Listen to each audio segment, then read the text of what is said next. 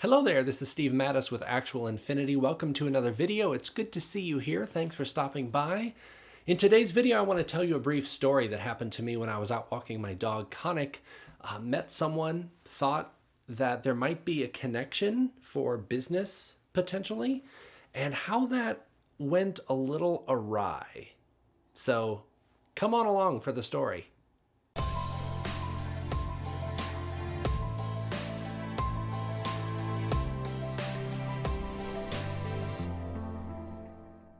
All right, before we get started today, I want to invite you to please subscribe to this channel. If you enjoy the content that I'm producing and would like to be notified about it, go ahead and click the subscribe button in the lower right-hand corner of this video.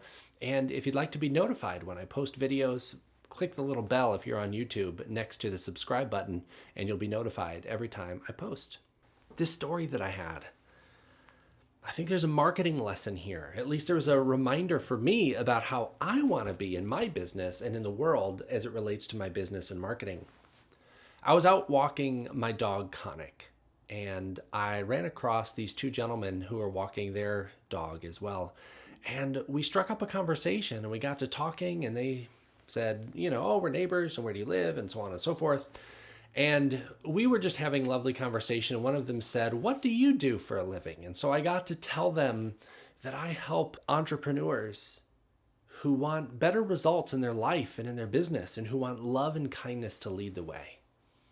And they said, oh, wow, that sounds really fascinating. What kind of people do you generally work with? Like, what kind of businesses do you support? Any particular type of specialty? And I said, generally those that are in offering services like the healing arts, like massage therapy and acupuncturists and yoga therapists and teachers and those, generally those kinds of things. And the one guy looked over at the other guy with big eyes and was like, this is kind of scary. Because apparently, based on what I gathered from the conversation, the guy that I was talking to runs a massage therapy practice and some energy healing type work, and he's been looking for some support, right? And typically when I'm in situations like this, I'm not pushy. I am simply, why don't you give me your email address if you want, and maybe we can connect, right? It's just an invitation. So he gave me his email address. I like to do that instead of handing out business cards because it gives me the chance to connect. I know I will. I don't know if they will, right? So it just gives me a way to kind of hold on to that and to know that I'll follow up on the conversation instead of placing the responsibility in their hands, right? So I finished my walk with Conic. I came home. I immediately went to my computer, emailed, and the invitation that I made wasn't for coaching, even though there was a little bit of an invitation for me to inquire about that. That's not how I roll. I want relationship. I want to connect with someone. I don't know if I'm right for them or they're right for me. We don't have to dive into business, but we can dive into connection. And that's what I invited in the email. I said, it was so good to meet you and your friend on our dog walk. And I would love to say, hey, maybe we could go have a cup of coffee at the Starbucks down the street or something. And I'd love to hear more about your business and what you're doing and what's going on. And I can tell you a little bit about mine. But it was just an invitation to connect. Right? Have a friendly conversation. I think I actually said that. Let's just have a friendly conversation. How about that? And that's when things went awry. First of all, it probably was a matter of 30 minutes after our walk and us meeting together that I got home and I sent the email, maybe an hour later. Like, I just took care of it. It was weeks. I forget, it's been a while now since this situation happened, so I forget exactly how long it's been, but it was at least 3, 4, maybe even 6 or 8 weeks later, I got a reply. Since we had only had that one very general high-level connection, I didn't continue to follow up because that felt like it would be too much for the situation.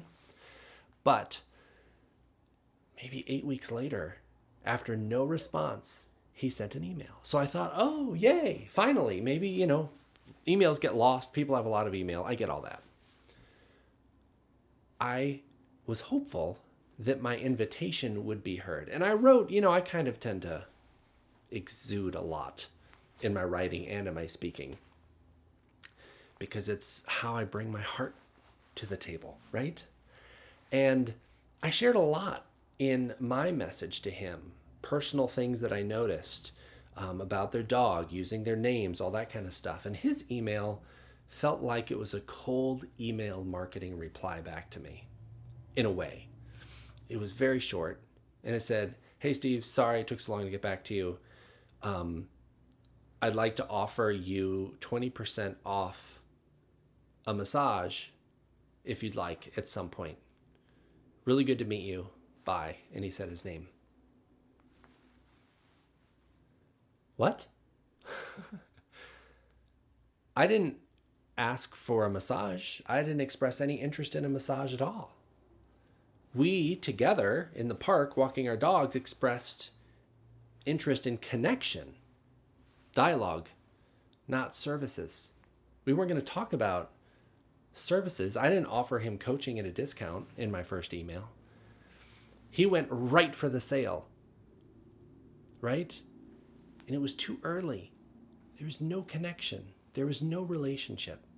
He could have just sent an email back that said, "Your email was lovely. Thank you so much. I'm so sorry for the delay. And yeah, it was great. It was great to meet you. Coffee sometime might work well. And I also do massage. If you're interested in that, I'm happy to offer you 20% off, but maybe we can get together at some point and continue our discussion, or maybe we'll even see you in the park." It could have been very kind of a backup kind of a thing, and not committing to actually meeting for coffee somewhere, which would have been fine. But for there to be none of that context and just to go for the sale, it missed. It missed. And so what I want to invite you to think about, that didn't work for me at all. I wasn't acknowledged. I didn't feel seen. I didn't feel heard. I had reached out with open arms for connection, and he tried to place his service in my hands that I wasn't ready for. So when you think about your business, and when you're talking with prospects about your services, or you're just making connections as you live your life and go about your business, how quickly do you try to put your services in their hands? Or instead, do you invite connection? Do you invite commonality?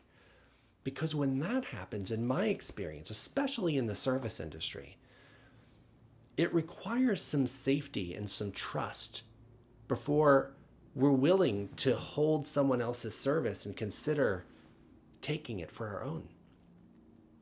So I really enjoy a slower, simpler marketing approach. And I found that it works really, really well based on relationship. Based on relationship. Make sure that you are truly seeing your potential clients, meeting them where they are, not where you want them to be or what you would like to get from them. I'd love to hear how this lands for you. Is this your experience? Have you had experiences like this where the marketing effort of somebody like really missed you because they were jumping to the sale too soon? It's so easy to do, especially when we're struggling in our business and we need the money. It's out of our neediness. We'll reach out and cling to someone in hopes that we can get our needs met, and it just doesn't work. So I'd like to recommend that you try this, at least at a minimum, to notice how you think about it as you interact with other people and potential clients. Okay? I'd love to hear. Please make a comment below. I promise that I'll respond to everyone. Thank you so much for being here. May the will of love be done always. Take care.